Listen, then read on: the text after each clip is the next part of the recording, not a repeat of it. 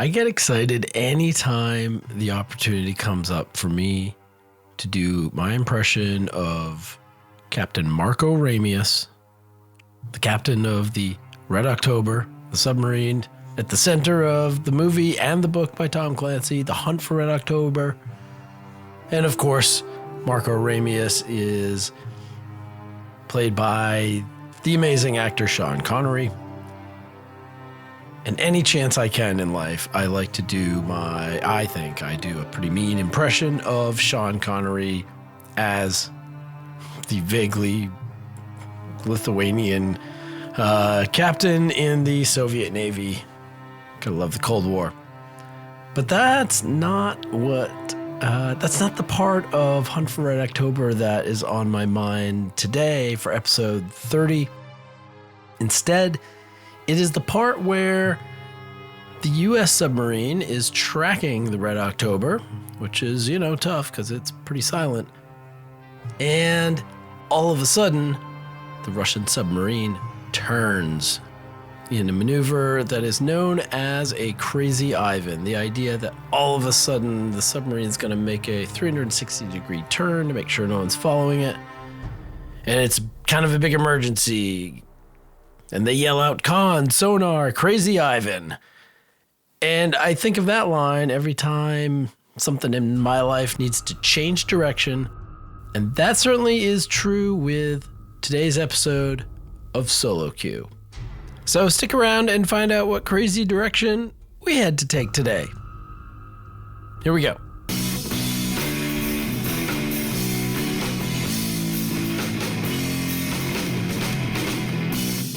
You have entered the Solo Queue, a monthly podcast about adventuring alone in the world of Warcraft. Thanks for joining me. My name is Dave Gagne.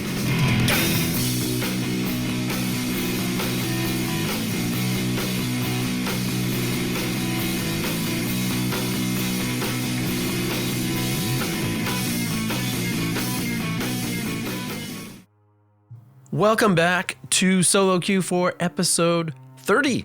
30, it's a nice round number. Welcome back if you are a long-time listener, and hey, welcome if you're just joining us for the first time for this kind of casual, kind of playing WoW solo, kind of monthly sort of podcast about your favorite world, Azeroth, and yeah, what hijinks you can get up to while playing alone. I have finally gotten back into the studio. Thank goodness. Time has been insane around here lately in the past couple days, past week or so. Good to get back here. Hopefully episode 29, the first in the new Solo Queue headquarters, sounded pretty good, or at least sounded kind of the same. If nothing else, all of these episodes, beginning with 29, they will come to you minus that musty basement smell. So that right there is an improvement. Oof, okay, I wasn't kidding. The Crazy Ivan. And by now that I'm actually here in the microphone, there have been two Crazy Ivans. The first was the change to kind of push off. I think I mentioned last episode, that our next big topic is the idea of my WoW family. All the people, even though I play this game alone, all the people connected to me in some way through WoW. And yeah, that research is taking a little bit longer than intended, which is okay. That's, part of the process. I'm finding out some really cool things, so I'm good with that. But I wanted to get you some information about Legion Remix, about all the news that's going on, about the Midnight, release, relaunch almost, if you will. We'll talk about that. All this stuff, and it's all kind of timely. It's all coming right out. And so I didn't want to drag out the whole episode, not to mention the fact that I think there's enough news going on right now for a news-focused episode. So let's do that. And then hopefully later this month, we are going to dive into my WoW family. I guess the second Crazy Ivan is just trying to get to where I am right now. And I had hoped that, okay, over the weekend, got some time, going to get this episode out to you a couple days ahead of reset and the new patch. And then things came up on the weekend, and then it was Monday that I was going to do this, and Monday disappeared, and it is Tuesday morning. I had already planned a day off for other things that have to be done that are, medical things going on, family things going on. There's a bunch of stuff. All of it, everyone's good. We're all doing okay. But things that need attention. And hey, I'm sorry. Getting this out to you guys, it just had to take a backseat as much as I hate that. That's the crazy Ivans. That's the things that have just been throwing me for a loop. But here I am. I've got some time. It does put me in the weird sort of middle place, the awkward place of I'm going to be previewing things that are coming out really in just a couple hours, like as soon as servers come back up. But I'm going to be giving that to you without having any time actually spent in it. So I apologize for that. This is going to be not based on actual play, but you'll be playing it possibly before you're even listening to this. So it goes. I hope you'll hang with me. What else today? Boy, news, the Legion Redux. We have a host of holidays to talk about. As I said, the Midnight Launch Redux 2.0, try again. And a rundown of what's coming, what we have in store for us in retail. Wow, it's going to be pretty exciting. Even before getting beat up by the calendar boss in real life here, I had already dropped that main topic. But yeah, it's now Tuesday morning. Patch is a couple hours away. I've already snuck in my Corin Dire Brew attempt for the day before reset, so it's time to crank this out. And I'm going to apologize ahead of time on the off chance that I have to cut a few corners editing this to get this thing out quickly. We are stripping this thing down to a flying gas can to try and get as much out of it as we can. And there is your second Hunt for Red October reference already, in case you are keeping track at home. So at this point, we're just diving into a whirlwind of news. So without further ado... You bring news? What news from the mainland? Have you any news? It is possible that is the most understated bumper ever, because there is a lot of news going on, right? That's kind of everything right now in the game. First thing I want to mention, though, is actually slightly outside of the game, more on the content creator level. I've noticed that there were numerous fellow podcasters hitting some milestones, and I thought it worth mentioning a couple. The Starting Zone hitting an amazing 700 episodes just a few weeks ago. I think they're up to 704 now, but 700 episodes, rarely ever missing a week for that show. Fantastic. Congratulations to Spencer and Jason. Thrall's Balls has hit 200 episodes. Way to go, guys. Wooly and Gershom and Boomy and the rest of the gang over there. Huge supporters of my little show early on, and I'm grateful to that. And so, hey, congratulations to 200 episodes of Thrall's Balls, also weekly. And hey, my man Denethar, as you heard, hopefully Azeroth United hit its 100 episode mark recently, so that was exciting. We celebrated with him, and that was really cool. I'm not sure if anybody else hit some big numbers, but there is one more I want to mention. Azeroth Morning Radio hit one episode. And actually, by the time you get this, they should be pumping out episode 2, because Azeroth Morning Radio is a new weekly show, news and fun and some good stuff.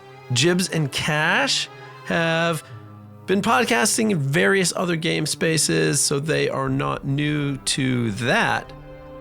But they are, as they said, coming to the big leagues and coming into the WoW podcast space. So hopefully week 2 is today.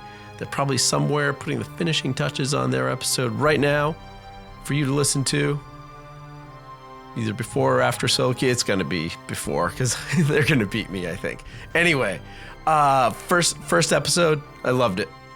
Yeah, I was thinking if I were on The Voice for podcasts, which also is kind of a cool concept, sort of, I would have pushed my button right out of the intro. Like, you could tell that the sound quality, the engineering, the mixing, the energy is there. And then they started speaking. And they hadn't even started speaking yet. And I was like, yep, turn in my chair. So I have added Azeroth Morning Radio to my list each week, my download list. I'm looking forward to their continued efforts. We'll see how it goes. But Jibs and Cash, welcome to, I guess, the big leagues. I don't know. It's my first podcast, so this could be single A for all I know. But hey, great show. Keep up the good work. And hey, everybody else out there making podcasts, keep it up. Podcasting feels so far behind streaming and twitching and YouTubing. And with every passing event, it becomes more and more apparent, and that bums me out. But that's not the point of this show. So here we go. What better to pick up our mood than our next news item is that, hey, let's run through the holiday calendar. This is a busy time of year. Holy cow. So I just want to quickly, if I can ever do anything quickly, just list out what the heck is going on in kind of like October plus. First off, Brewfest obviously has kicked off, and it runs until this Thursday, October 9th. More on Brewfest a little bit later in the show. At the same time, Harvest Fest is going on. Harvest Fest opened up on the 2nd, and it also is closing on the 9th. I'm not sure what's with these Thursday weeks all of a sudden. But anyway, Harvest Fest, you get a chance to head to Uther's tomb and honor our paladin elders. I already did that with my kind of main character right now, who is a paladin. So Darkmoon Faire, starting on the 5th and running till the 12th. That is going on. There are, of course, leveling bonuses with that. There are leveling bonuses with Brewfest. I don't believe there's a leveling bonus with Harvest Fest. Next, and this is more coming up, the Great Gnomeregan Race, the annual running of the gnomes. That is going to take place on October 11th and 12th, so that is coming up this weekend. Followed by, on the 18th, Hallow's End kicks off. The annual celebration of spookiness will run until the 1st of November, so you get a couple weeks there. And our final event on the holiday calendar coming up, the Day of the Dead, launches on that 1st of November, and that's going to run until the 3rd. So there's a lot going on. Check your Wowheads and your whatevers for details on a lot of those things. But there's plenty to celebrate here in the month of October in Azeroth. Okay, coming back to October 7th, the day I am speaking to you. This is probably as close to a live episode as we're ever going to get, but holy cow. Today, of course, is the launch of Legion Remix. And, I don't know. I think a lot of people are excited. I have been only slightly excited. I have in my notes, so I'm going to read my notes literally. Only slightly excited, and I know I will be a bit more when it arrives.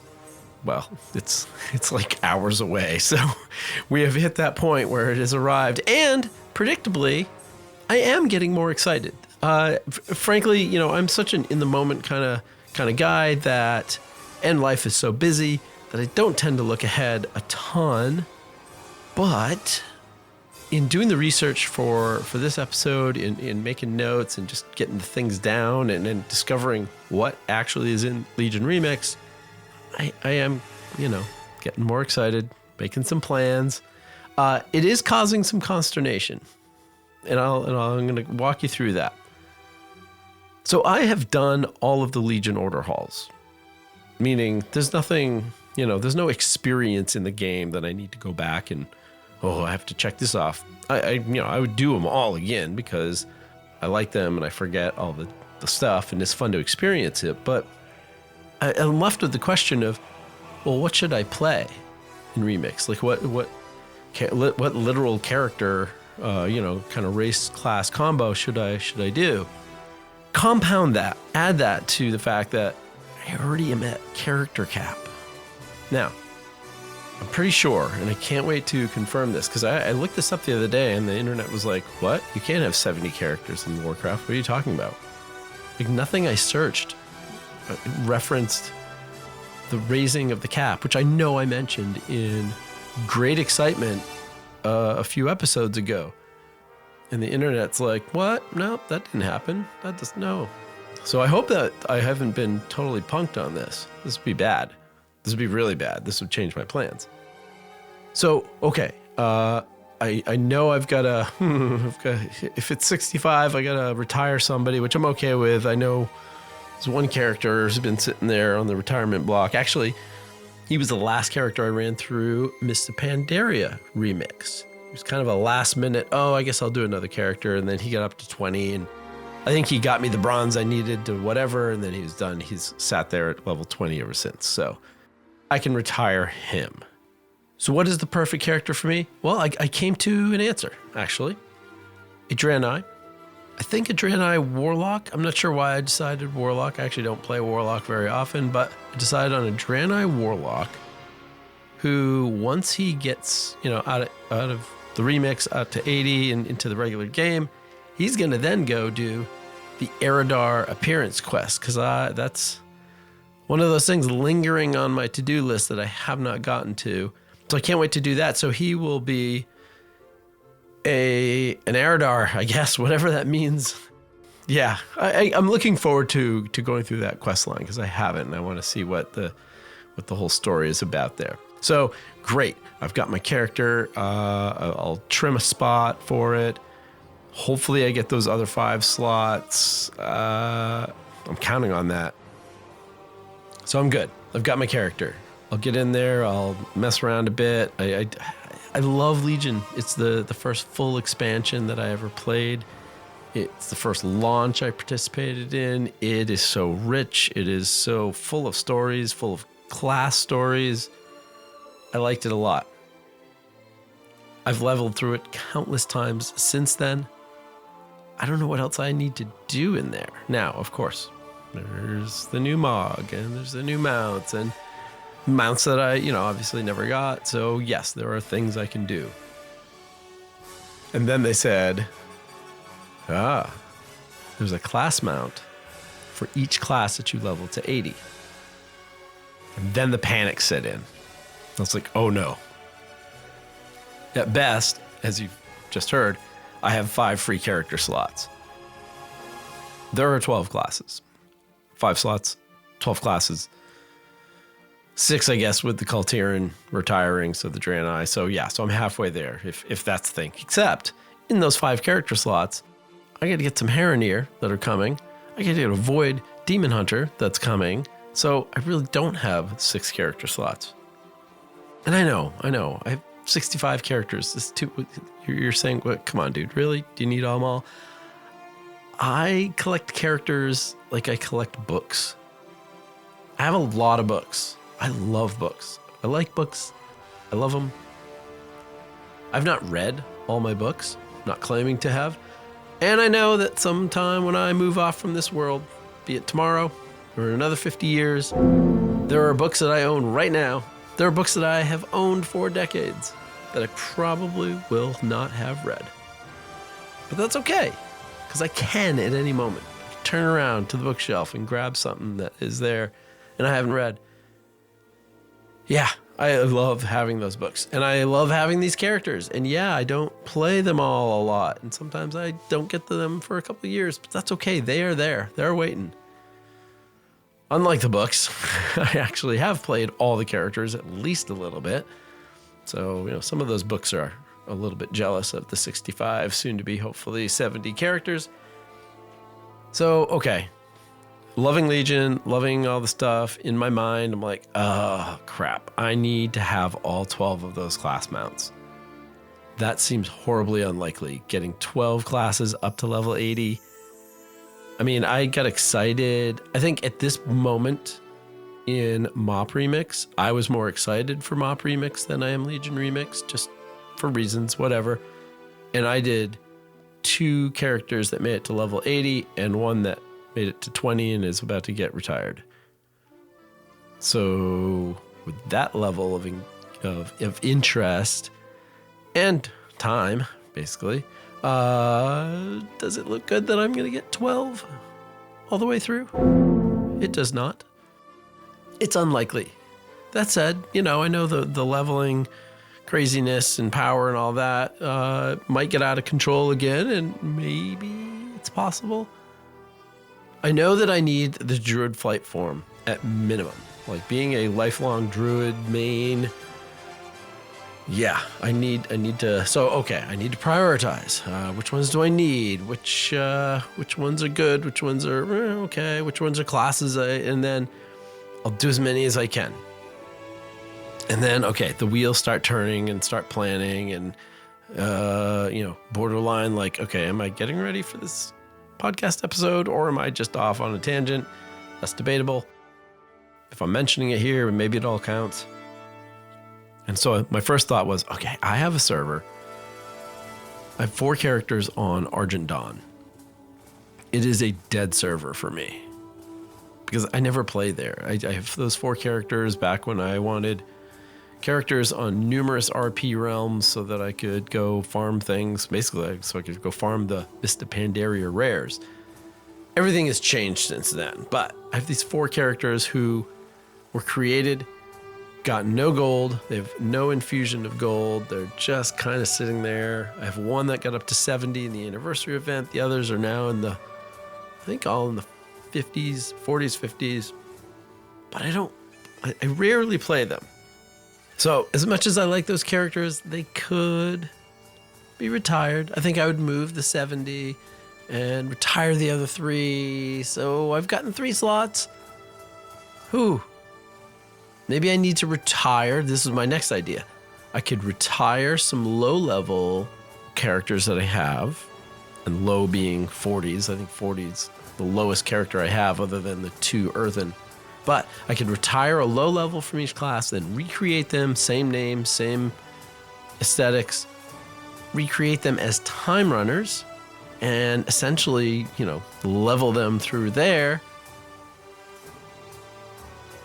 So as I'm grappling with this problem of how to get 12 characters to 80, and I'm continuing to dive into the answer and in a way still researching for this segment, I saw the answer.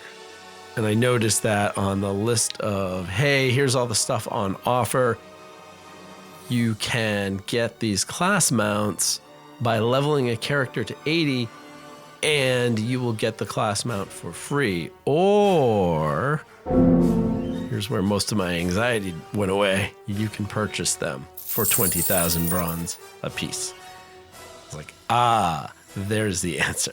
Now I can level a relatively normal amount of characters and buy the things that I want. Okay, so that made me much happier. So assuming, let's assume you're going to get 1 character to 80.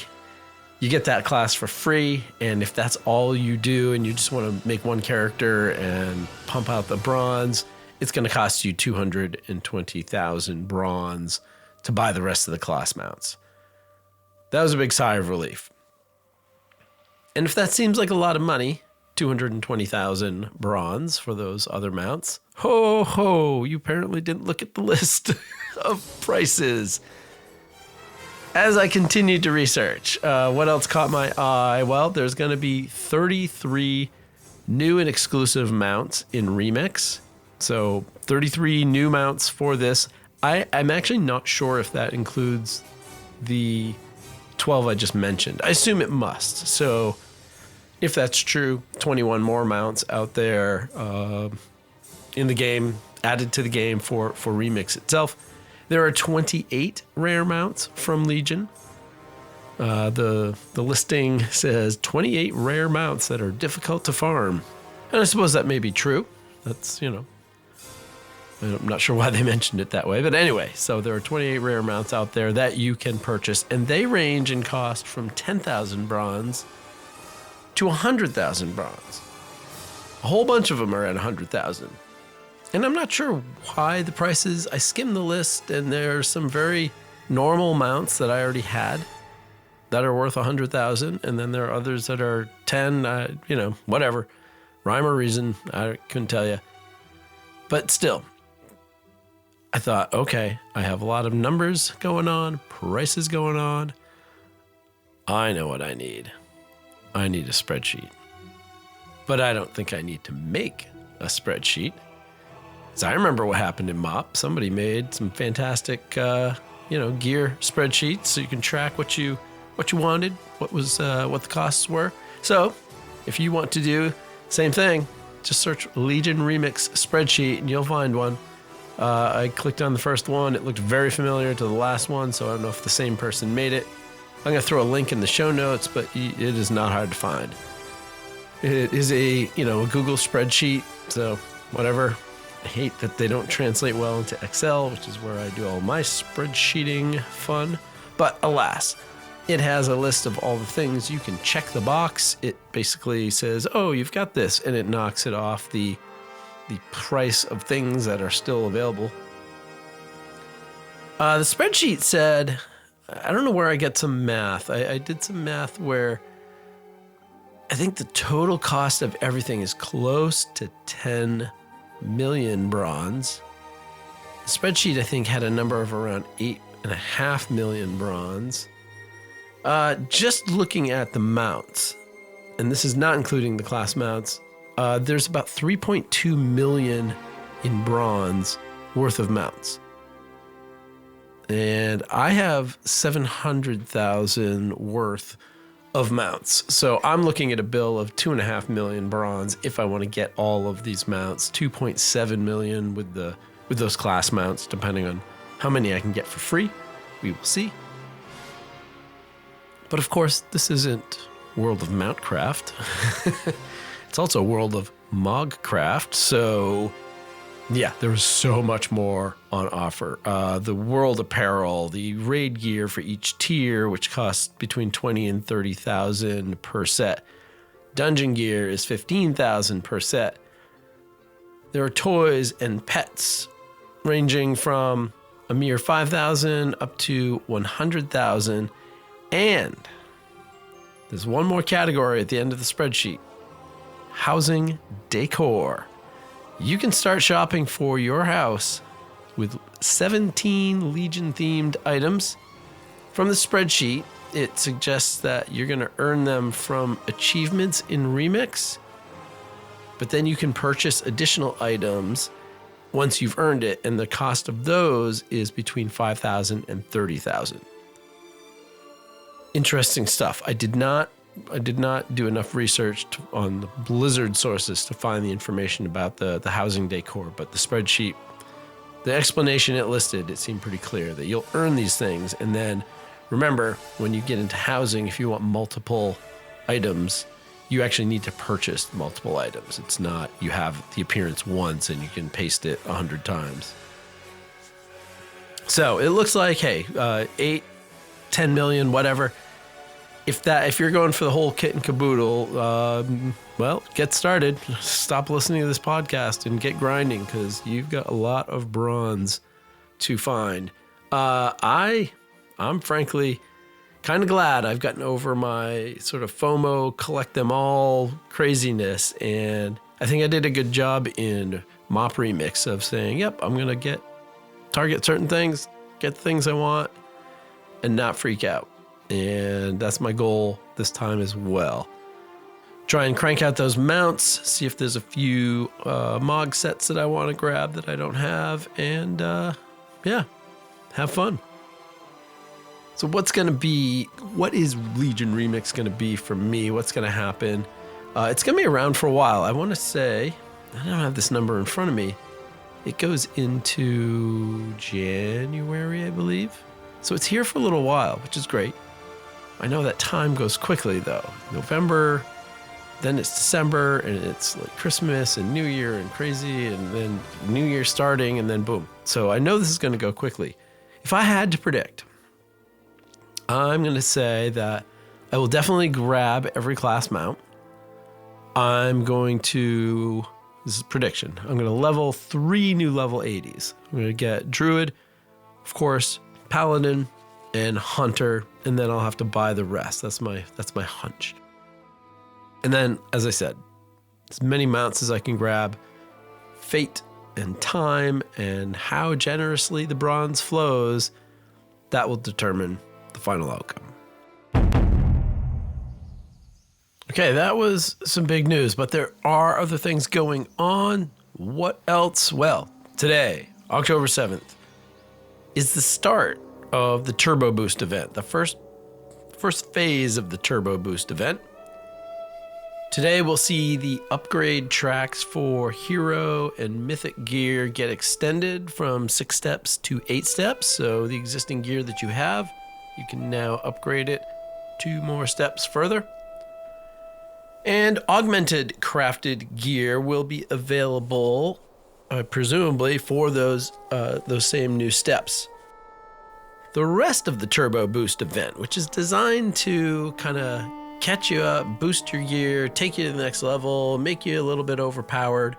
This was something that was introduced in Season 2 of The War Within, just a way to kind of jump you up to that next level and make the end of the season a little more engaging and fun and make you feel a little bit more powerful. Well, the second phase of this has been pushed back 2 weeks to October 21st.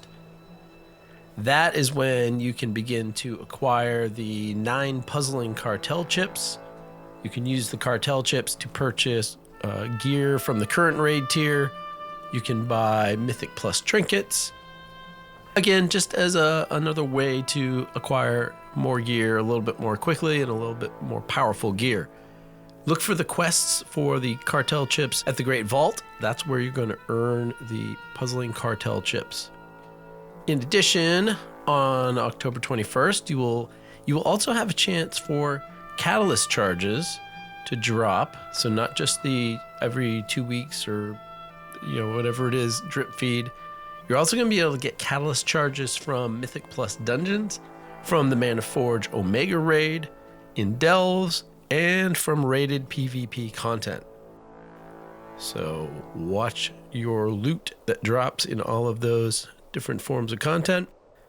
And of course, there are more details on Wowhead and other sources, because I guarantee you did not come here to solo queue to learn about gear upgrades. That much I know. Moving onward, 11.2.7, presumably the final patch of The War Within, launches on December 2nd. Oh, well, what kind of patch is this? Is this a selfie patch? Is this pretty empty? These 0.7 patches, sometimes they're just, No. This is when housing will open if you have pre-ordered Midnight, which you can do. It is open. All 4 levels of the expansion, 12.0, the 11th expansion of World of Warcraft, is available for pre-order. And if you have, you will be eligible to start in on player housing. The feature will launch early access December 2nd. How exciting. I can't even wrap my head around it. I don't want to wrap my head around it yet. I am excited, but I'm like, my excitement is paused because I want that to get here, and then I'm going to dive in. I hope you're excited too. This is going to be a huge feature in the game. 11.2.7 will also see, according to lots of data mining or what have you, and I guess nothing officially, but it looks like when the Pandaren Heritage armor is going to launch. So the last armor set for kind of the pre-Drakthir races. This was kind of the last one that people were waiting on. Now, of course, Drakthir are out there, Earthen are out there, soon Haranir will be out there, but this is exciting, except I looked at them and I don't like them. I think they're kind of weird. And hey, just one man's opinion. You do what you want, and I will absolutely do these. They will show up in my MOG closet, shortly after 11.2.7, but I don't like the look at them. Even ignoring, and I can't, but even ignoring the very strange face covering that really looks like a poorly placed shower curtain in front of the face. It's very awkward.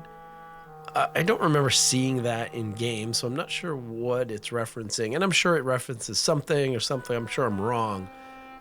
But I'm not wrong in that I don't like it. Even setting aside the weird face covering, the rest of it's kind of meh. I love Pandaren. I love the culture. And I think this is, for me, a bit of a miss. This I'm not turning my chair for. Although I will do it for the quest lines. I'm excited for whatever the Heritage Armor quest lines are and the little bits of story that come with that. I love that part. These won't get worn for me. So I hope you like them better. There's 3 versions of it, Horde, an Alliance, and another one. I forgot to check what it was because I'm not going to wear it. But yeah, that should be coming. It looks like apparently the data says it's slated for launch for 11.2.7. So hopefully that comes as well. I'm sure everyone's going to set aside their housing to go do the Pandaren quest line. But point is, last patch of the expansion, yeah, this one's going to be pretty good. This one's going to be pretty big.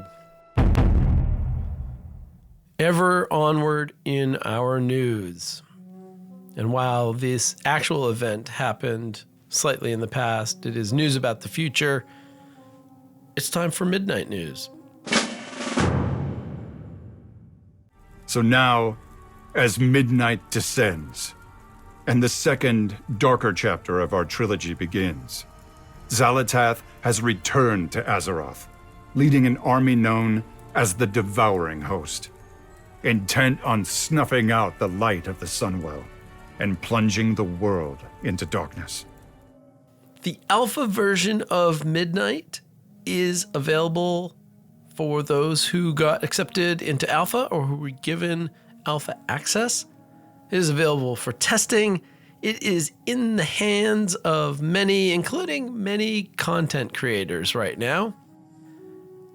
And this, I always find, is not the most wonderful time of the year. And here's why. If you are like me and you don't really want to see spoilers of things, and you know that this game is at least how many months away? 6 months away or so.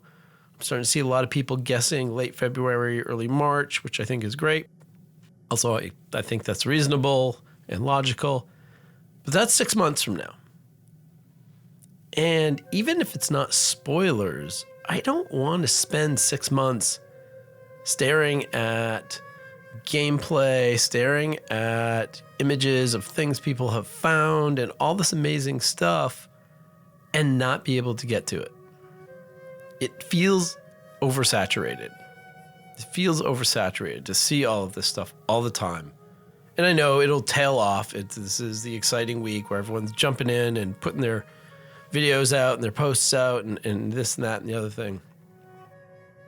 I always have to tread lightly on social media. I want to see what we saw last week with the promo videos and the photos and the kind of slow pan that we'll talk about a little bit. I'm going to go through the deep dive in a few minutes.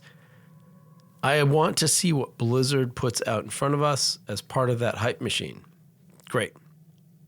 But I don't want to watch endless hours of people playing the game, or I don't want to get dragged into the new content so that by the time it shows up here, it's already familiar.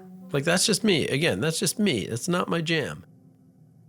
And this got me thinking a little bit.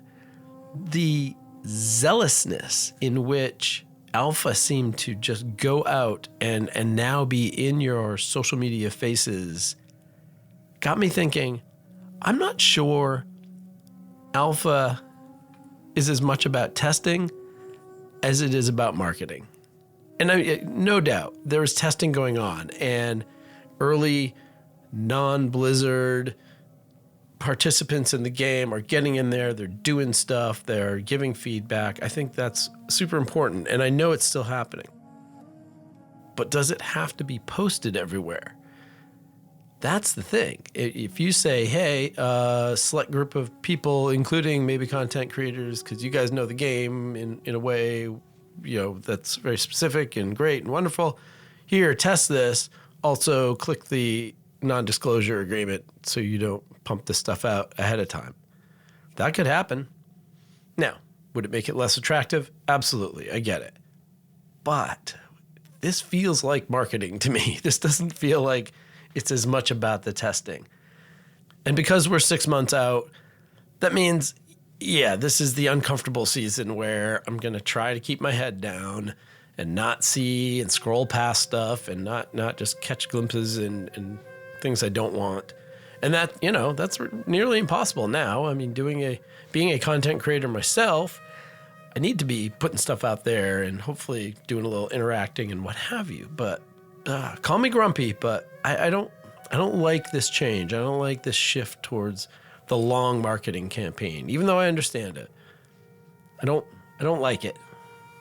Grr, get off my lawn/social media feed. And I promise you, this is not me being grumpy that no one reached out and gave me alpha, because actually, for the same exact reasons, I don't want alpha. I don't want to be in there testing. I'm not. If I had a very different job and I had a lot more time, maybe my whole perspective of things would shift. But that's not the reality I live in, so yeah. What else midnight? Well, this is a fun little thing. The collector's edition is now out and available for pre-order. And I love that it was so subtly announced by placing it on the shelf behind Ian's head on a bookshelf in a recent video, because as you likely know, the internet did not miss that. And the hashtag collector's edition when avalanche that went out, that was pretty funny. That was definitely on purpose, right? That was very purposeful and subtle. It's not like he nodded his head and winked at it. It was just there, and people got it. Then there was the accidental release of all the information about the collector's edition by one media outlet. I think I know which one it was, but I honestly can't remember for sure, and it's not worth even the brief search just to disparage a news outlet for making a mistake. Doesn't matter. Like, it's whatever. But they totally got me with that. I saw something about the collector's edition, news that I had been waiting for because I'm going to pre-order and have. But by the time I got out of work and once I finally got to a place where I was like, oh yeah, I gotta find that information. When does that come out? The information was nowhere. It didn't exist. I was like, what? Wait, what? Is this another 70 character slot thing where you guys are just trolling me? It was nowhere. I couldn't find anything. And then, whatever. Okay. With the October 1st announcements, pre-orders for the collector's edition finally went live for real. And then, of course, Blizzard shortly thereafter took possession of 153 of my dollars once you add all the whatever fees, deliveries, what have you. Yeah, no doubt. Collector's edition, looking forward to that. And hey, this is not me getting the collector's edition shipped to me from Blizzard. I purchased this with my own money. So yeah, I kind of save up my budget for this stuff. This is a focus for me. So remember the last time in this podcast, we were podcasting when the last collector's edition went up, and I had the actual debate in my head, which of course did not seem to last long. But yeah, why not? Why not? If I can swing it, why not? Other big midnight news that people got really excited about was the disappearance, the retirement, I guess we'll say, of Valor Stones. I know, everyone Shed a tear. Yep. We will go on. Pick yourself up. We can do this. We can get through. I'm happy to hear this. The 2-tier currency system for gear upgrades always felt too complicated to me. And I know I don't spend enough time focusing on the gear upgrade system, and slowly I've gotten more used to it, but still, the 2-tier system just seemed like too much complexity.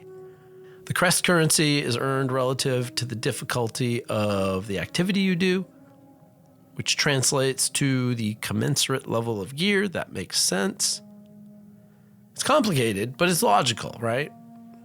Different crests earned for different activities will get you, yeah.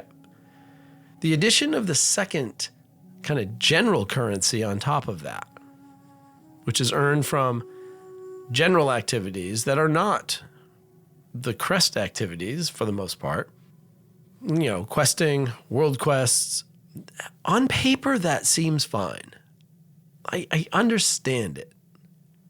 But in practice, I think it was just too cumbersome. I think the 2 tiers ended up just being a bit too much. So they've removed that general restriction. You need this many Valor Stones to do anything. In addition, you need the specific level of the second currency. They've taken out that first one. And I think that's good. I think this is a good thing. I think this is, again, a good idea on paper that in reality, players didn't love. And it's not a hill to die on, I guess.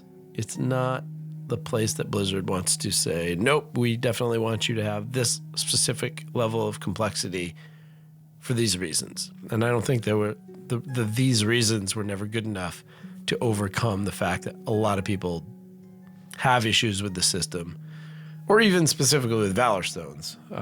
So yeah, this is a good move. Last bit about Midnight is not a bit at all. It's actually, I want to kind of go through the deep dive announcement that they made on October 1st and just kind of talk through it.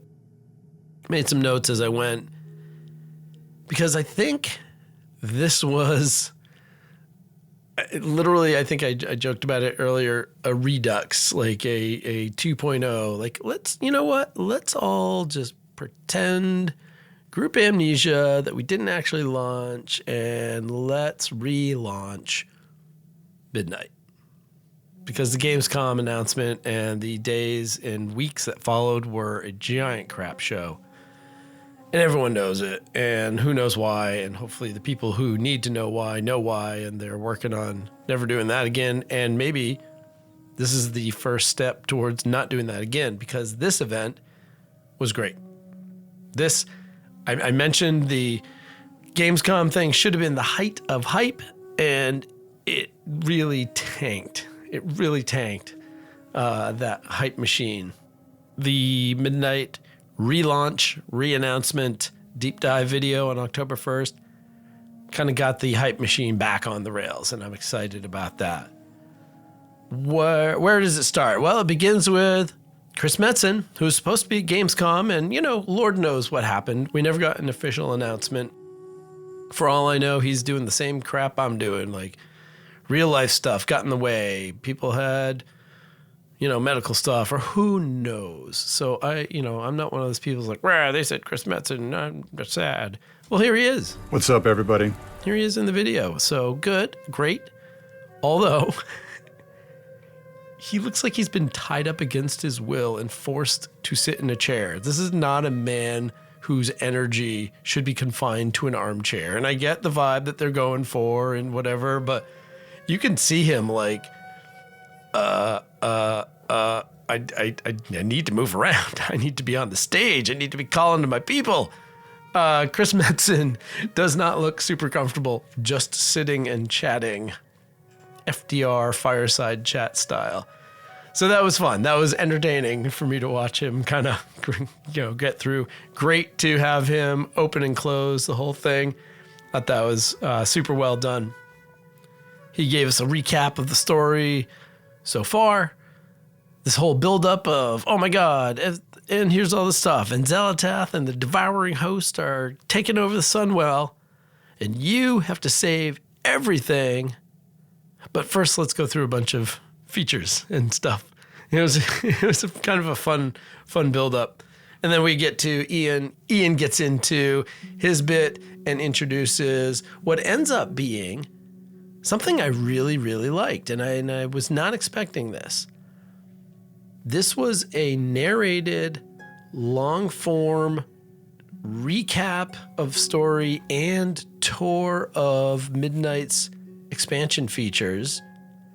I didn't check the exact timing on the video, but with Chris Metzen and Ian at the beginning and then the recap at the end, that middle section, this narrated section, is about like 25, 26 minutes of the 30-minute video, 31-minute video.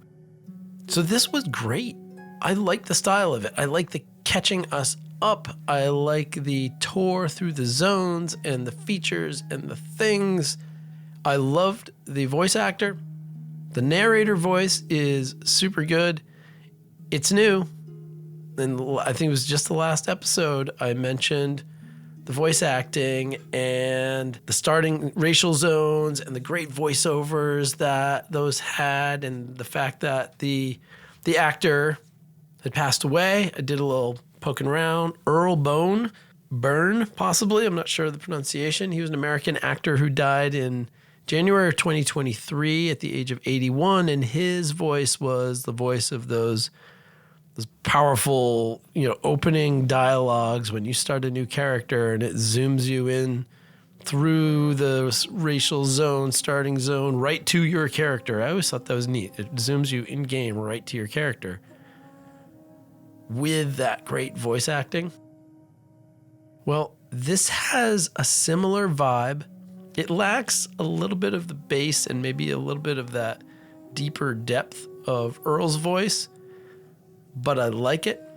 Similar style, similar accents, similar gravitas in a slightly different lane, I guess is how I would put it.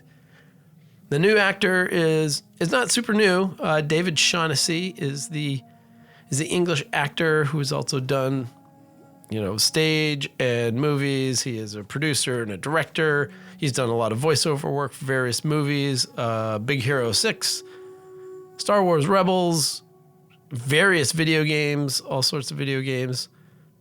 In the Warcraft universe, his first role that I could find, his first voiceover role was that of Prophet Velen in Warlords of Draenor. He also voiced characters in Legion and Shadowlands, and I think this is a great next chapter. I hope they keep David Shaughnessy very busy, giving him lots of voice work to do, and maybe him getting a lot of voice work to do. The racial starting zone. Go start a character, and it does that pan through the zone, talking about the people and the race and the trials and tribulations, slowly moving the camera through and eventually creeping up on your character standing right there next to the first quest giver. Those are really cool. I would love to see somehow more of that in game, and I'm not sure how to do it. Maybe, like in WoD, you get to a new character of the story. If you get to a new area for the first time, there's a pre-programmed little path that the camera takes for 5 seconds or something. Obviously you'd have to make sure it doesn't interrupt your normal play. And so maybe it's perfect for story type questing when you're already doing a thing. Hey, I've clicked into this quest, which you're going to do once, or, whatever it is, and you're not going to get ganked by something, or, you're not going to get attacked while doing the puzzle. Something where it's not going to, people aren't going to be super grumpy that you've added this cool thing in. But I would love to figure that out. Rarely do we encounter any of that dramatic panning in the game when we're playing in the game. Because that pan provides this sense of pageantry that is just hard to beat. Like every time, it just looks good. There have been a few places when you found, kind of the new main characters in Warlords.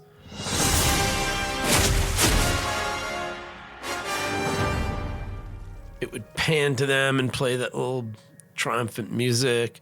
Same thing with collecting Legion artifact weapons. Every time you would finally get one, it would do that pan and post a little graphic.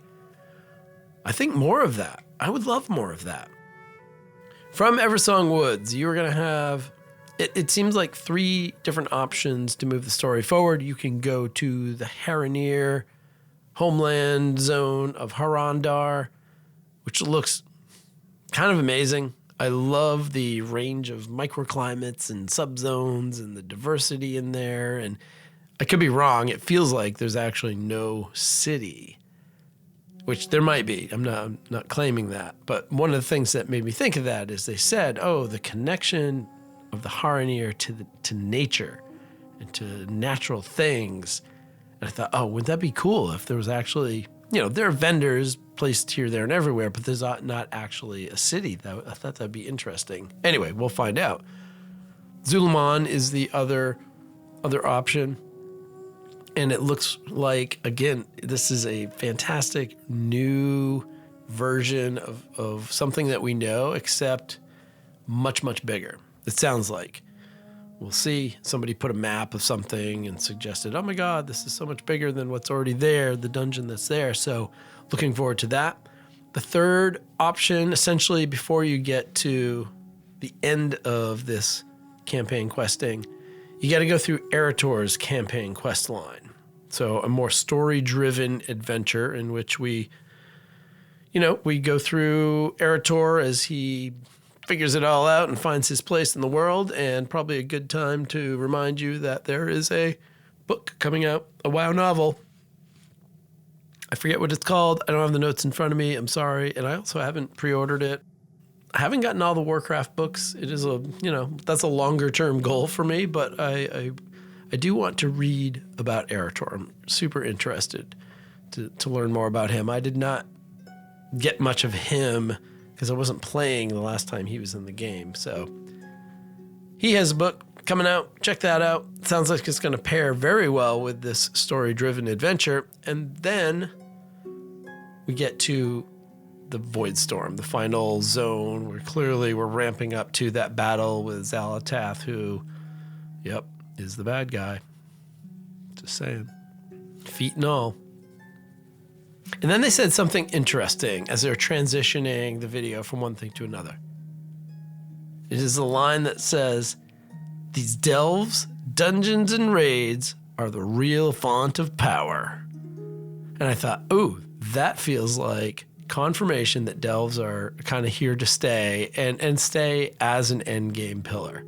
Not that I was doubting, but that statement made it nice and clear, like, yep, here are the 3 things that are, quote, the real font of power. So that was very reassuring.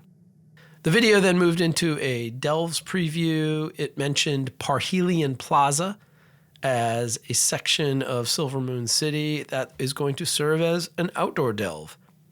They gave a brief description. We're going to have to go in there. It is under the control of Dominar Gladius Solauner.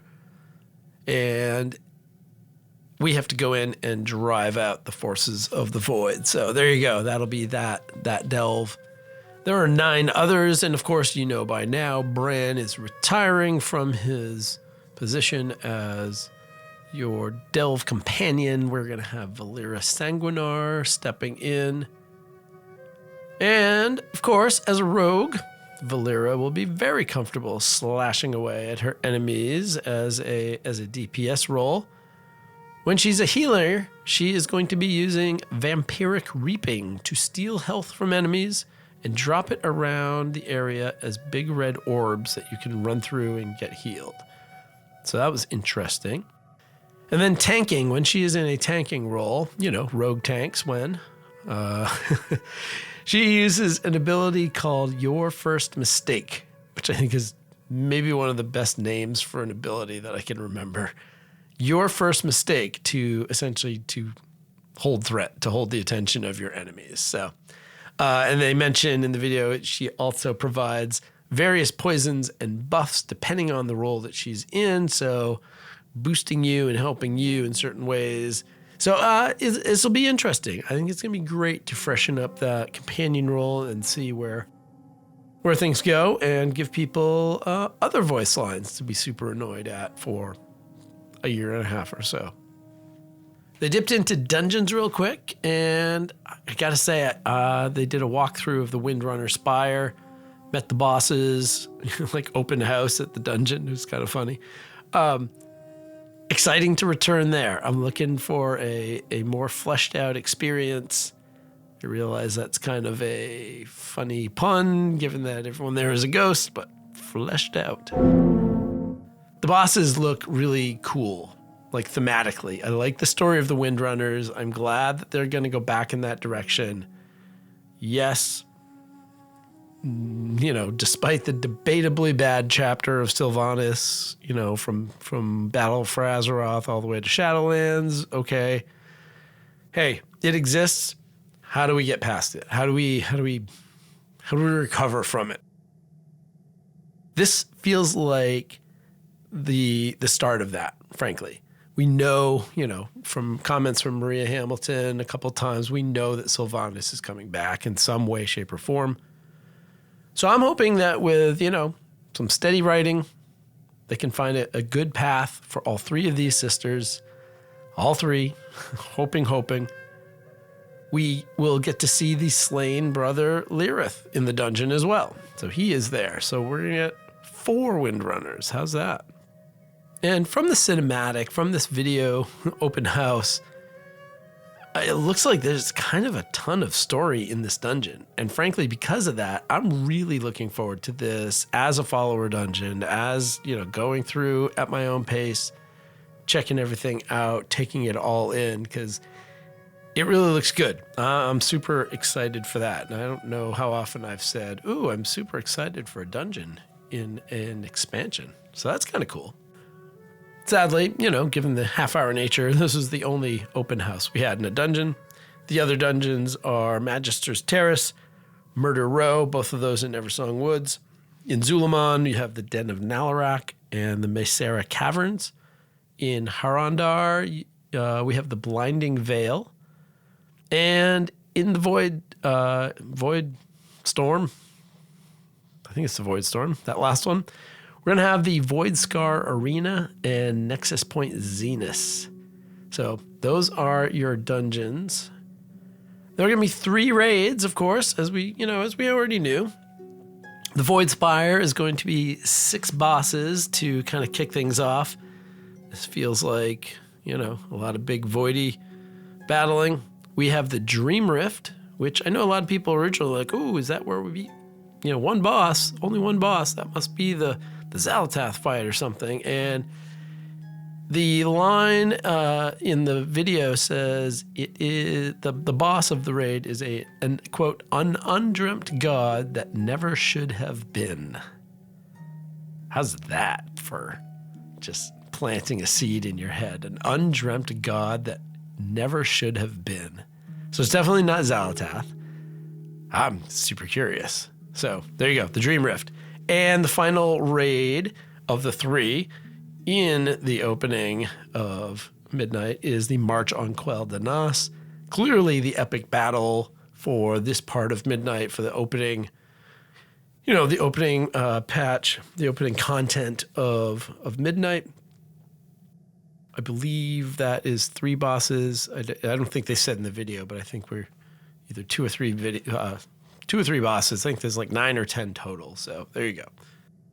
They transitioned over to Devourer Demon Hunters, and hey, I know everything looks great in the preview video, but I really thought this looked good. I like the void connections to all the abilities.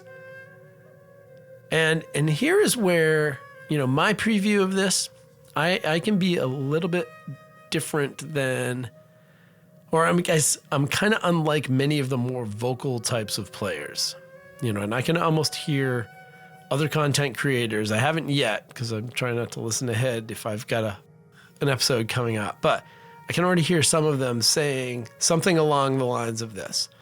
The spec looks really cool thematically, but it really depends on where the balancing lands, where these abilities actually land on the damage meters, and whether or not this spec is going to be viable in dungeons and raids.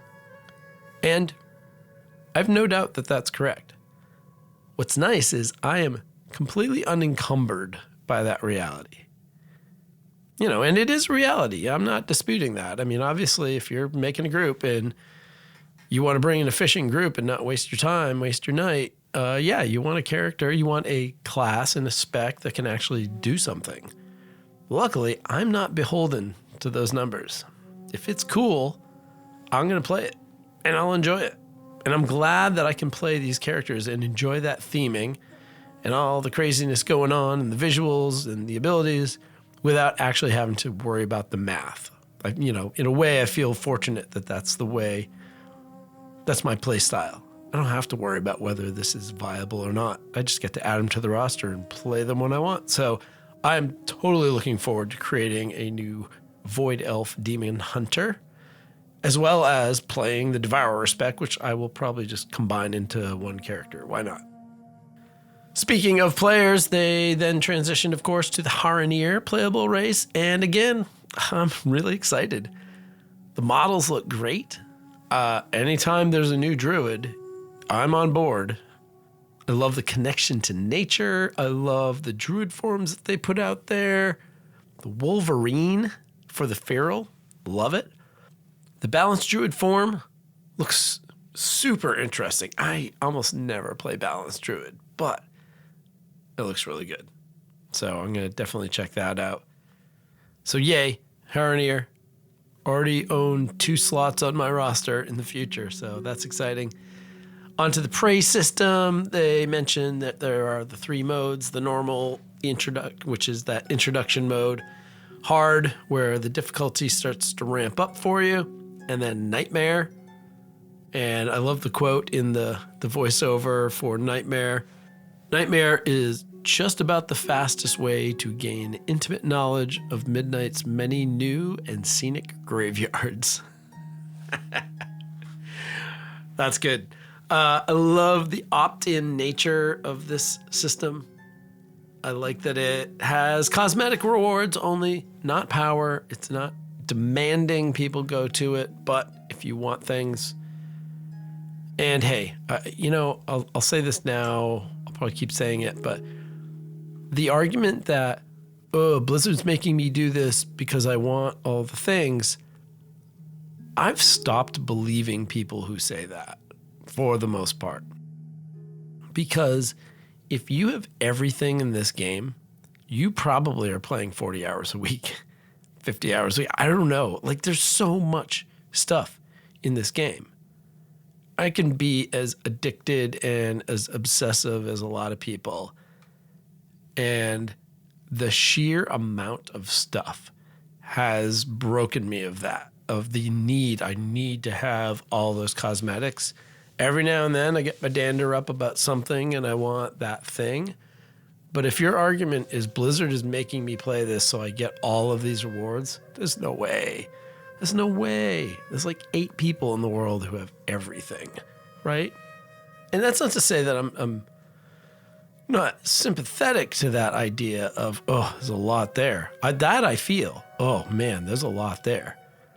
If I want that, it's going to be a whole nother system and I appreciate that. But no one's making you. Like, making you would be, yep, this is Torghast and you have to get your things, you have to do it this way. Like, that's, kind of bad game design makes you do things. This doesn't. So I'm looking forward to that opt-in nature of this. They mentioned 3 NPCs specifically that are going to be the targets. I wonder, are there more? Is that like there's 3 at launch and there will be more coming? Or, I'm a little concerned that the prey system could be this hype mode that kind of fizzles out from a lack of depth or variety. Once you've done those 3 targets, I could see some people falling off pretty quickly, which again, you just don't get the cosmetics. Great. But if it ends up being a mode that nobody plays, then it's not going to last long. And I hope not, because it sounds super interesting. It is different. It is in its own lane as far as outdoor world content. And I like that. So I'm hoping it succeeds. I hope the praise system is a lot of fun. And of course, the video moved into housing. It looks amazing. I'm just starting to let myself get super excited. One quote they had, a sandbox for your imagination. And boy, with each video and each playthrough that I'm seeing, it looks like it really might be an accurate description. It is just a giant sandbox. So that is both amazing and deadly because, man, oh man, there's gonna be a lot of game time hours spent inside of housing. I would be fascinated to know those numbers. If Blizzard ever, somebody in Blizzard is going to see those numbers, and I would love to be a fly on the wall. Oh, we have 22% of the time has been spent in dungeons and raids, and 40% in outdoor content, and everything else is housing. And by week 3, it's like 95% of the time has been spent in housing. They mentioned that neighborhoods are going to have 2 types, which is not completely new. They've kind of adjusted it from 3 to 2, but not really. There's private neighborhoods, there's public neighborhoods. And then there are 2 types of private neighborhoods. Guilds, which are somewhat unlimited, I guess, up to the limit of the guild. And communities are limited to 50. So, choose wisely, as they say. And then Ian wraps it up, and Mr. Metzen returns to kind of take us home. Overall, this 30-minute video was fantastic. It did more to get me back on the hype train for Midnight than anything at Gamescom, than all of Gamescom. Yeah. And even at the end, they're not really rolling credits, but essentially after it was over, they just silently previewed like 6 more things just in the video. So there's a lot coming. I'm back on the excitement train. Gamescom feels like it's behind us, and I think, let's go. Full speed ahead for, if I had to choose, I guess I would say the mid-February, late February launch. Late February launch, pre-patch, beginning of February. There you go. That's what I would like. Make it so. The other video that was paired with this was the dev Q&A, and it was just under an hour. And by my count, they answered 45 questions in that time frame. Maybe 46. I might have lost count of one. But anyway, doesn't matter. Details. Doesn't matter. Community manager Kai Vax, a.k.a. Randy Jordan, sat down, posed questions to the trio of Ian Hazakostas, of course, the game director for World of Warcraft, associate game director for the Midnight expansion, Paul Cubitt, and Maria Hamilton, the design director of World of Warcraft. So the 3 of them, the triumvirate of knowledge about Midnight, they kind of took turns answering all of these questions, bang, bang, bang, pretty short order. It was informative. You could tell that Blizzard is walking the fine line of, hey, we'd like some of those questions that we don't really want to answer. We'd like to get a few of those in there to establish a little bit of credibility, but we also don't want it to be a free-for-all open house where Lord knows what the questions are. It's not live. It's not, all the sort of pitfalls of a live Q&A. And sure, I'm sure that the 3 of them had some answers kind of ready to go. It never felt like anyone was just reading a prompter or I've memorized the answer to the housing question. Here I go. They were just speaking from their knowledge, but I think they were speaking with knowledge for the most part. And so I did think it was interesting. Some of the questions, it was, that's a super interesting idea. We'd love to do it. We don't have plans to do that, but we really would like to do that, which is essentially like, we're never going to do that. Again, perfect world, great, but sorry, no. And that was interesting to include some of those questions in there. So I'm going to pump through just a few of these. I'm not going to go through all 45. You can watch the whole thing if you want. I think it's worth a watch. First question admitted that, there was a bit of confusion from the Gamescom info. And this question was about neighborhoods and exteriors and layouts and whether they have to look like a certain faction, which they do. The outside has to look like the faction that you are in. The neighborhood's either Horde or Alliance. And I thought, oh boy, the first question is about them admitting Gamescom stuff was wrong. This could be a long hour. But no, it got better from there. It was good. There's a question about battle pets. You're going to start to see your battle pets in your house, but not yet. Like not at 12.0. They're working on the tech. And then the follow-up to that is sort of like, hey, what about mounts and hunter pets? So mounts, yes, they would like to do that as well.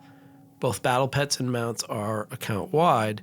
Hunter pets are trickier because they are character specific. And this came up later again in the idea of we can do some account-wide things, but it is much tougher to bring in, from a tech standpoint, to bring in character-specific things into your account-wide house. So just a little insight into the tech hurdles that they're working on. The other places came up much later was a question about, hey, can I use my alts, my warband, essentially, to work with me inside of follower dungeons instead of the current crew of followers? And that was something they were like, yep, we'd like to do that. There's a tech hurdle. And again, it's that kind of character-specific thing. They also mentioned, could your alts wander around your house? And again, same sort of technical hurdle, all sort of related. So interesting little insight into some of the things that they're working on. You know, man, everything, this game is so complicated in so many directions that you do one thing and you're breaking something so far away because, oh yeah, this is somehow connected to that. And, I don't know. I find these Q&As an interesting look into a little behind the scenes, and I like that. They mentioned that Decor Collection ramps up into 12.0, but starts in 11.2.7. As I mentioned, in the remix, you're going to have your chance to buy and acquire some housing decor even before you take ownership of your house.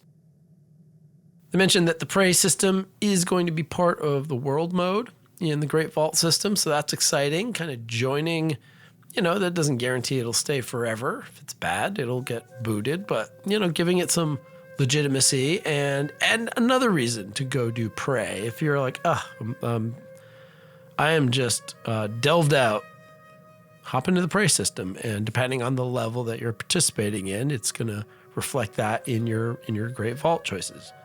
A few questions about PvP, making it a little bit less daunting. They use the term PvP curious. I will say from a kind of a neutral location of someone not super interested in PvP, it does feel like PvP is this whole other shard of the game that does rarely interact with the main focus of the game, and like it's on a little island. Everyone knows the island is there, but it's an island. It's over there. And so, starting to bridge to that island, I think that's a good thing. Absolutely. Will I use it? I'm not terribly PvP curious, so we'll see, but who knows? Maybe I'll turn some new leaves here. And in fact, they mentioned that the way the questions for this were chosen, they were put out on various forums and social media, and the PvP question was the most upvoted question. So as much as our PvPers are on an island, they're on a very vocal island, and they wanted answers. And yes, there are plans to look at the reward structure in PvP systems, and that is going to be coming throughout Midnight. So not super specific there. So one of the interesting admissions, reputations prior to Shadowlands Are they going to be warbound? The goal is yes, but there hasn't been much progress. And there's really no timetable for that. Feels like it's the fourth thing on the priority list when you can accomplish 2 or 3 things a day, and it just hasn't gotten there yet. We have a lot of story coming from Lyrith Windrunner.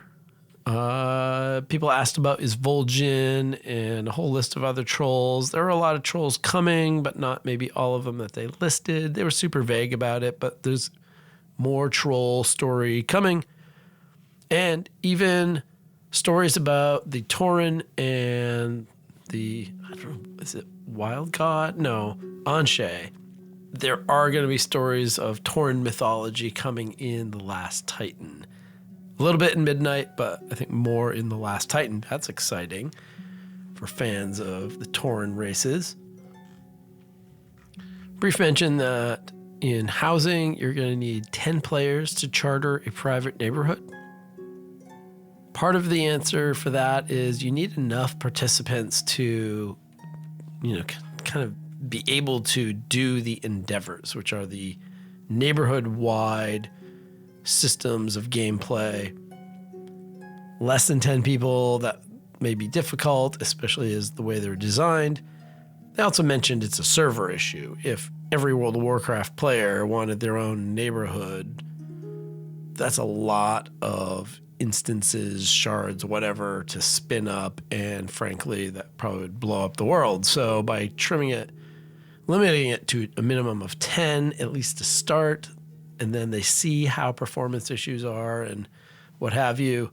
But they did say, we understand that friend groups come in various sizes. So it's not just, everyone's got to be 50, period, or 10 is kind of a lot, and as a solo player, it's kind of a lot, but we'll see. I don't know. You might hear something about that in the near future. Just saying. Just drop that tidbit there. How's that? And one of the last questions that they mentioned was asking about the return of class quest lines. Especially as we head into Legion Remix, kind of the champion of class questing. Is there more of that stuff coming? And they like it. They said they like class quest lines, but then Maria Hamilton sort of spun it in a different direction. And she said, some of the stuff that has been class specific is now kind of getting steered towards lore walking. And the example she used was so many people did not know the story of Xal'atath, the knife, because it was priest order hall questing in Legion. If you were a shadow priest and you were chasing down the shadow priest weapon, Xal'atath, then you saw the story of the knife and the dead void elf or whatever and all that went along with that. But that was only priests. And obviously we didn't know, there were 35 other, legendary weapons to run through, and who knew which one would turn into a saucy, sexy foot lady. But anyway, that story was there, but most people didn't see it. So now they're going to push things like that into lore walking. So you can go see that story in lore walking now. So it sounds like even in the future, when they want to, anytime I say, hey, this is coming, I should go back and play or replay that zone or that quest or that quest line, whatever it is. It sounds like they want to do that with lore walking. So when I went back to play the Netherstorm and the Ethereals and get into that vibe, well, lo and behold, lore walking walked me right through a whole bunch of that stuff. Same thing with Xal'atath. I went back and played another priest, shadow priest, to go through that again, and then lore walking does it as well. So I think that's going to be the direction for lore walking in the future. That's really exciting. I like that. I have no problem with that answer. And there was a question about playable races and more playable races. And I know that Snick of Voldoon was really pushing for a question about Sethrak in particular. That didn't come to fruition, but they did say, hey, we get this question a lot. Can my race that I'm interested in be playable? And Sethrak did get listed as an example. And sadly, there was no great news assigned to that.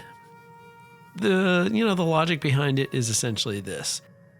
The races that they add tend to be story driven and connected to the story, but there are also technical limitations in there as well. And if a race has a model like a skeleton that is vastly different from existing models and skeletons, it is really a lot of work to then get that new thing into the game.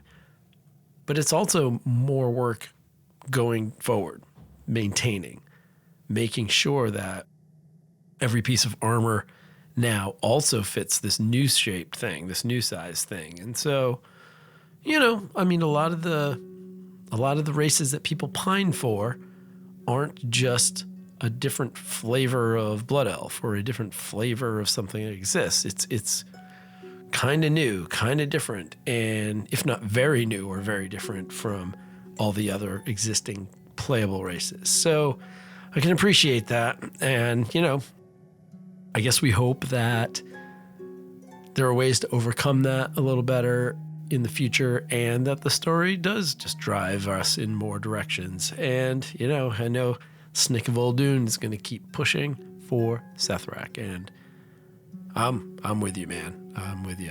I think they would make a great playable race. So keep the hearts up, keep the spirits up, keep fighting. We must stay strong.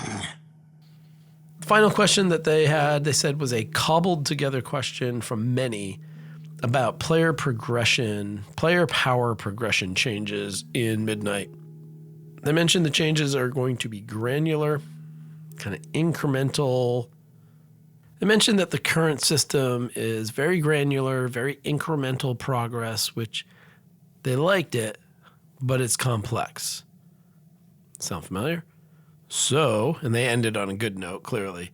So they are dropping Valor Stones in trying to make crests more clearly paired with the gear upgrade tracks to reduce that confusion. That's a win. I think that statement has the second part of that. Dropping Valor Stones is one thing, but getting a hold of Weathered and Runed and Scabbed and I don't even know what they're called, like all of those random ass names for crests, I'm not memorizing it, and I'm also not posting the gear upgrade thing on the desktop on my computer so I can check it every time.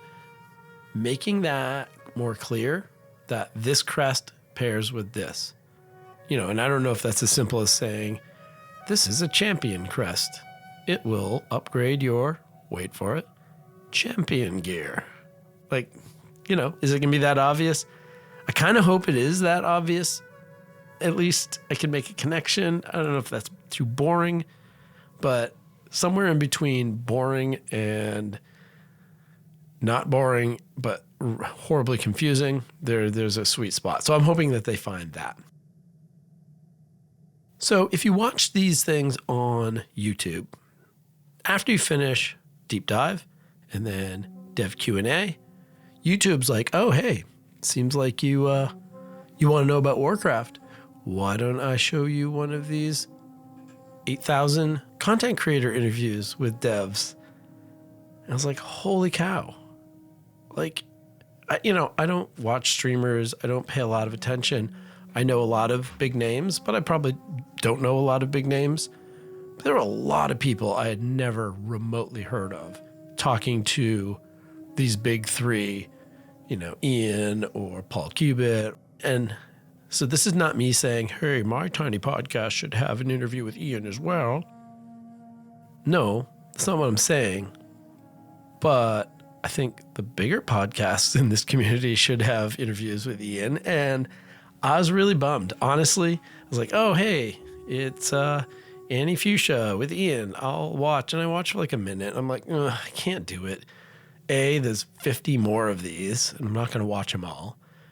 And B, it really did kind of bum me out that the audio-only content, it's not getting the love. And I know less people listen to podcasts than hop onto streams, hop onto Twitch, hop on, whatever. But it's still a bummer. And you, as a podcast listener, I feel like you're not as well served by that. So should the Starting Zone have had Maria Hamilton on for, a 20-minute conversation? Absolutely. I don't know how that doesn't happen. And maybe a couple podcasts that I don't listen to did get an interview. I haven't had time to check. I know the Potty C has some big names on there, and I know the Bench does some good stuff. Neither of those I tend to listen to, so maybe they had an interview and I missed it. If so, boot, retract, sorry. But man alive, podcasting, a little bit overlooked. I'm feeling that lately, so there you go. All right, let's get out of midnight. Let's move forward. I have one more item in the news, but more than ever, you know what I need. By the light, I could use another drink. And where do you go to get a drink in the single digits of October? There's only one place. Well, there's two, I guess, but no. There's really only one.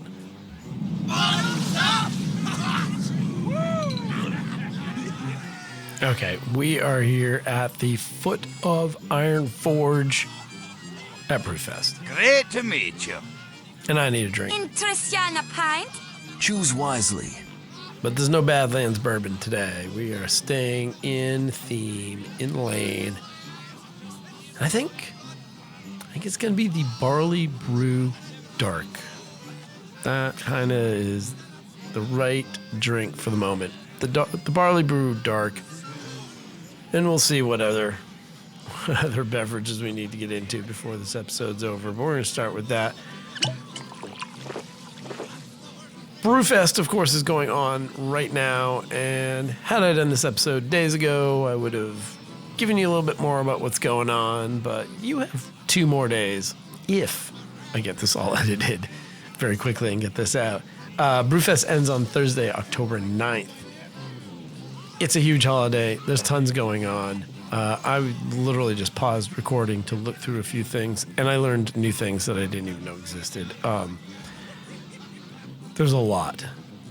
It centers, of course, around being at Ironforge for the Alliance or outside of Orgrimmar for the Horde, doing the dailies, doing various quests, gathering the tokens to then buy a veritable pile of gear, transmog and toys and hearthstones and all sorts of stuff. There are some new things, and hey, get in there quick if you need to.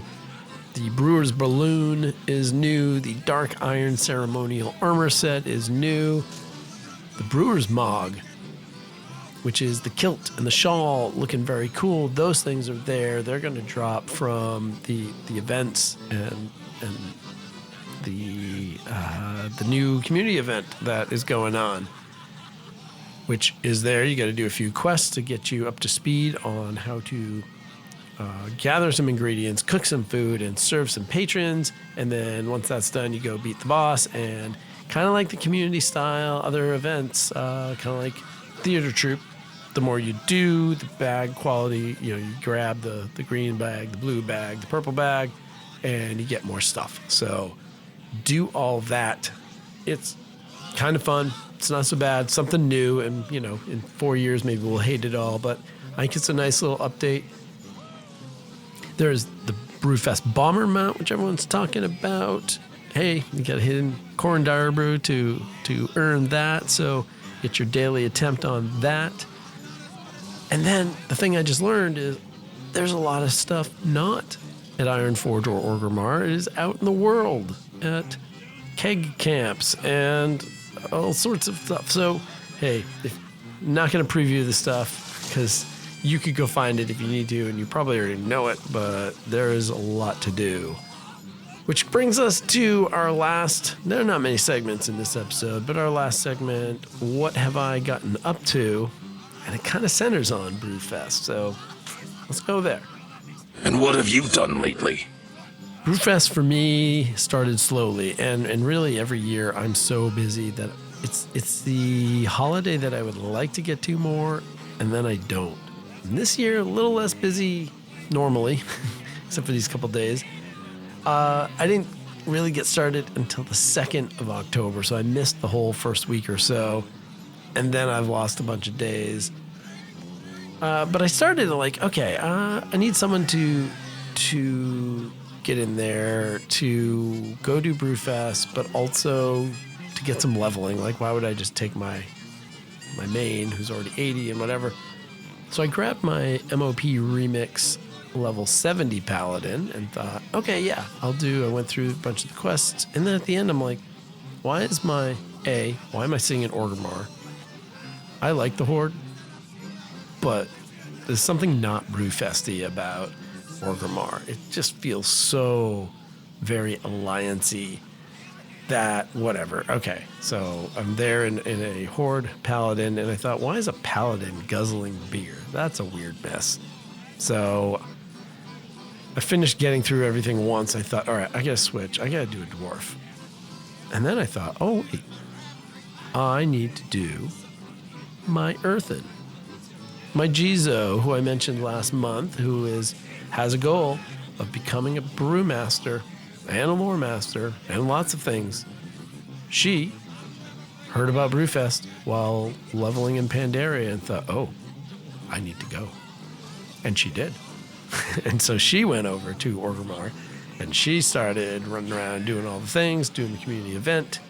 She even signed up for Brew of the Month Club. It's the first time I've ever done that. So that was exciting. I got my Brewfest Hearthstone for the first time. I'd never earned that. Like, that tells you how little I've spent time in Brewfest. And I just wondered just now, do the tokens that you get, they must go away at the end of Brewfest. I don't save them up year upon year. I wonder if I have tokens somewhere that I just have never spent. I'm curious. I'm not going to get the answer in this episode. I'm sorry. But we'll find out. But yeah, Brewfest seems to get past me every year. So finally things have lightened up a bit. And I'm excited to spend a little bit more time there. I'm excited. Not excited. I'm glad I spent a whole bunch of my time on the Horde side. It is a different vibe, and I don't love it, but that's okay. That's okay. It feels like a very Alliance-themed holiday for me, and that's where my heart is, I guess, for Brewfest. Off with you. What else have I been up to? Well, not a lot, actually. A little bit of leveling with Jizo, as I mentioned. And ultimately, she gained a few levels, and I can give you the final number. My percent maximum level number. Remember I mentioned this in the past of 65 characters. What is the maximum you can have? 65 times 80. Well, we're about to undergo some changes. We're going to get the 5 more character slots. That's going to adjust that. I'm going to drop the final number. Highest I've ever achieved. 80.3% of that maximum. So that is 4,173 levels across 65 characters. Pretty exciting. It means nothing. It just is. It's just an interesting tidbit stat, if you like stats and numbers. And as I said, that max number will go down below 80% again. I'm going to retire that Kultiran warrior. We're going to get some new characters coming, some fresh blood. We're going to do some Legion remix. We're going to see where it all goes. A lot of exciting stuff. And that's kind of the point of all of this. This is a moment in time where there's a lot coming, including, I don't know, as soon as servers come up, and they might even be up. I have no idea. I'm going to check right now. Looks like they are. Open my client. World of Warcraft is updating, which sounds like Legion Remix may be here for you. All right, we're going to get out of here. I'm going to save some mailbag stuff for next episode. Got some nice messages out there appreciating the podcast. But I got to get to some editing and get this to you and get back to some IRL stuff. And then, yeah.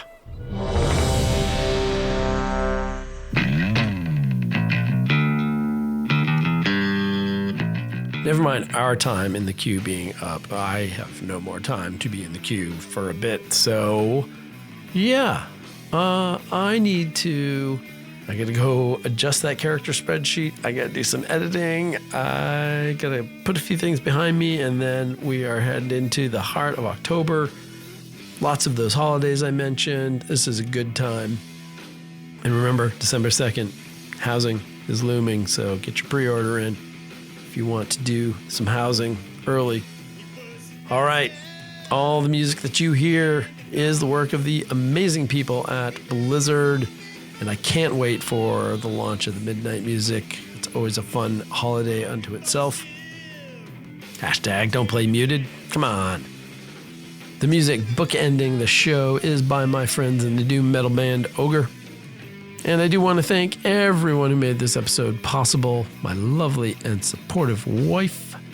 Yep, good stuff. Love her to pieces. And the good folks at Podbean who host Solo Q. I can't say I love them to pieces. I don't know them, but they take my money and they send you a podcast. So this transaction is working. Hey, thanks to all the free supporting members over at patreon.com. And a big thank you to contributing Patreon supporters, Andrew, Righteous Bandy, That Sky Guy, Sin, Snickafoldoon, John, Scott, Jeru, Raven, and Graybeard. Thank you to each of you for supporting the show at patreon.com/soloqwow. That money goes into, well, some of it goes to the folks at Podbean. And some of it goes to a couple recent equipment purchases that are helping round out this new Solo Q headquarters. So much appreciated to them. You can subscribe, of course, anywhere you get podcasts. If you do it at Apple or Spotify, love to see you leave some comments or ratings or even reviews if you want to. You can even watch on YouTube. And I know That Sky Guy likes to get to YouTube and be the first like. So you can try and beat That Sky Guy to the thumbs up button on YouTube if you think you got it in you. You can always contact me at soloqueuewow@gmail.com. Questions, feedback, stories, whatever. Tell me your solo WoW story. I'd love to hear it. You can also find me at that same handle on Blue Sky, Twitter, Facebook, Instagram, and yes, hanging by Threads. All right, get ready to hang out in a rebuilt Dalaran again because we're heading to Legion. Here's hoping the bronze flows freely for you. And we can talk about all of it the next time we hop into the solo queue, hopefully later this month. I'll see you out there.